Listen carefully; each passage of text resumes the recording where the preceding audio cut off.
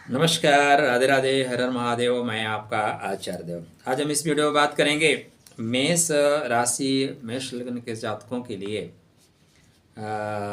2024 में न्याय के जो मूर्ति हैं, न्यायाधीश कर्मकारक ग्रह शनिदेव कैसा वर्ष जाएगा, कहाँ कहाँ से आपको लाभ देंगे और कहाँ कहाँ से आपको कसेंगे, कहाँ कहाँ से मांजेंगे।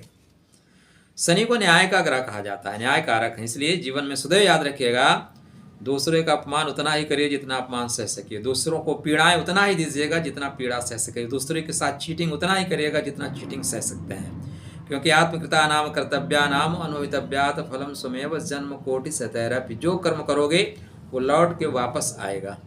इसलिए कर्म कारक जो ग्रह हैं उनकी हम बात कर रहे हैं, शनिदेव की। तो चर्चा आरंभ करें उससे पहले विनम्र अनुरोध है कि अभी तक आपने हमारे चैनल को सब्सक्राइब नहीं किया तो कृपया करिए। शनिदेव है भाई, कर्म कारक ग्रह हैं और कर्म तो आपका यही बनता है कि जो आपके लिए काम करे उसको सपोर्ट करना चाहिए। तो करिए। हम बात कर रहे हैं मेष राशि के जातकों के लिए, मेष लगन के जातकों के लिए। एक सज्जन ने पूछा है लगन क्या है। लगन आधार स्तंभ है, जिससे हमारा शरीर है ना, शरीर लगन है। शरीर के अंदर मन है, मन राशि है। ये आपका मोबाइल है ना, मोबाइल क्या है, आपका लगन है। ठीक है। अब इसके अंदर जो राशि लगी है, वो सिम लगी है, वो राशि है। तो इम्पोर्टेंट क्या है, लगन इम्पोर्टेंट है भाई। सिर्फ सिम लेके क्या करोगे, राशि इम्पोर्टेंट है, लेकिन लगन होने के बाद राशि इम्पोर्टेंट है। इसलिए यह वीडियो दोनों पे आप देख सकते हैं, मेष लगन पे भी, मेष राशि पे भी। तो 11 जनवरी से शनिदेव चाह रहे हैं कि आप स्पीड पकड़ें। कब से? 11 जनवरी से शनिदेव आपके लाभ के मार्ग में बढ़ोतरी कर रहे हैं। आपको जुगाड़ तंत्र सक्रिय करना पड़ेगा। यहाँ पे कर्म करके लाभ प्राप्त करेंगे, बैठे बैठाए लाभ नहीं मिलेगा। कर्म करके लाभ मिलेगा, बिना काम किए लाभ नहीं मिलेगा। नहीं सुप्तस्य सिंहस्य प्रविशंत मुखे मृगा। 10 फरवरी के बाद बैठे बैठाए लाभ मिल सकता है। जो स्थितियां बन रही हैं 10 फरवरी के बाद, शनिदेव की स्थिति ये बन रही है कि शतभिषा नक्षत्र में होंगे और कुंभ नवांश में होंगे, कुंभ राशि में होंगे, कुंभ नवांश में होंगे। यहाँ पे बैठे बैठाए चीज़ें आपके फेवर में आ सकती हैं, लेकिन 10 फरवरी तक तो आपको भुजबल के साथ ही आगे बढ़ना होगा।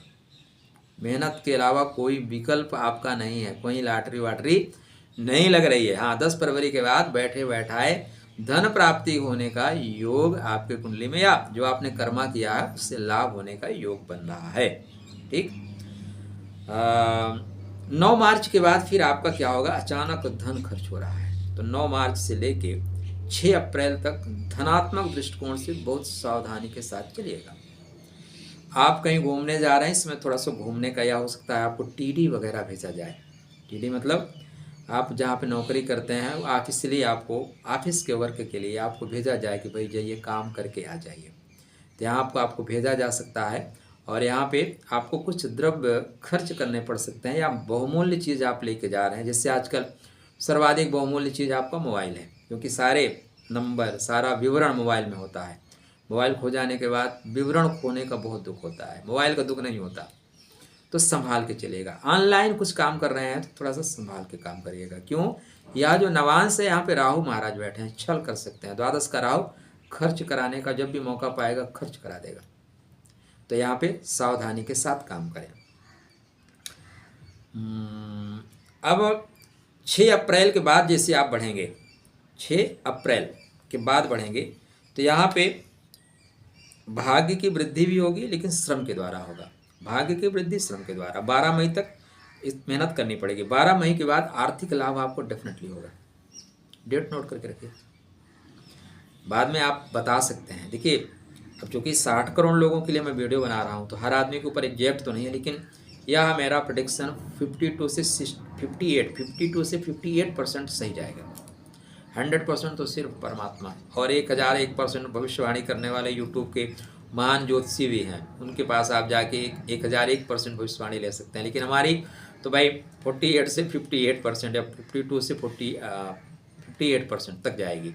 जब हम नक्षत्रों पे बात करते हैं तो वो आपको 72 या 68 से 72% जाएगा। 100% सिर्फ एक परमात्मा, और बकाया बकैती करने वाले लोग 2000% लिख दें, कोई दिक्कत नहीं है।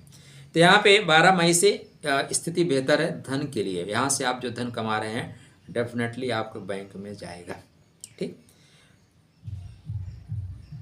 18 अगस्त के बाद, ठीक है ना, 18 अगस्त के बाद चीज़ें, 18 अगस्त के बाद नहीं, 30 जून के बाद, कब के बाद, 30 जून के बाद जिस स्पीड से आप बढ़ रहे थे ना, इस स्पीड में आपकी गति लग जाएगी। रुको, आप हाईवे पे बढ़ते हैं ना, टोल टैक्स वाले आ जाते हैं, रुको भाई थोड़ा वेट करो। तो यहाँ पे आपकी गति अवरुद्ध होगी। यहाँ पे अब जो कि आप बीच में स्पीड पकड़े काम नहीं किया, यहाँ पे थोड़ा वक्री, आपकी गति स्लो होगी। पुराने जो चीज़ें डिस्कनेक्ट हो रही थी उनको आप कनेक्ट करेंगे, जो डिस्कनेक्ट हो रही थी उनको फिर से कनेक्ट करेंगे। और यहाँ पे आप हेल्दी रहेंगे, थोड़ा खुश महसूस करेंगे, काम जरूर रुकेंगे लेकिन मान सम्मान में वृद्धि होगी। 12 मई से लेकर 18 अगस्त तक बेहतर है, धन की स्थिति बेहतर रहेगी।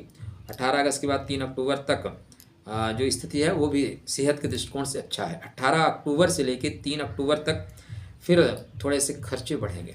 कब से? 18 अगस्त से लेकर 3 अक्टूबर के बीच बेवजह के खर्चे बढ़ेंगे, बेवजह की भाग दौड़ होगी। इस समय ज़्यादा चांस ये बनता है कि आपके जो काम होंगे ना ऊट पटांग हो जाएंगे। जो काम करना है उसके लिए समय आप नहीं निकाल पाओगे, और जो नहीं करना है उसके लिए समय आपके पास पर्याप्त रहेगा, फटाफट आगे बढ़ के आप काम कर लेंगे। तो कृपया ध्यान रखें, अक्टूबर के माह में ही आपके राशिपति, आपके लग्नाधिपति मंगल देव भी नीच के हो जाएंगे, और ये एक्चुअली 15 नवंबर के बाद आपको तनाव देंगे। यहाँ पे शनिदेव गुरु का नक्षत्र छोड़ के राहु के नक्षत्र में आएंगे, और अगर आपका लग्नेश अगर कमजोर हुआ तो राहु उदंड हो जाएगा। राहु आपके द्वादश भाव में ही होंगे, उदंड हो जाएंगे, पैरों में चोट दे देंगे, अचानक धन हानि करेंगे, परेशानी दे देंगे। ठीक, तो 3 अक्टूबर को ये सतविषा में रहेंगे, मीन नवांशा में रहेंगे। तो 3 अक्टूबर तक आपको, 3 से 27 दिसंबर तक, 3 अक्टूबर से लेके 27 दिसंबर तक धनात्मक दृष्टिकोण से आपको ध्यान रखना होगा। उसमें 17 फरवरी से 23 मार्च के बीच में बड़े लोगों के आप संपर्क में आएंगे, बड़े लोगों के संपर्क में आएंगे। इस संपर्क को बना के रखिएगा, यह संपर्क भविष्य में आपके लिए लाभदायक होगा।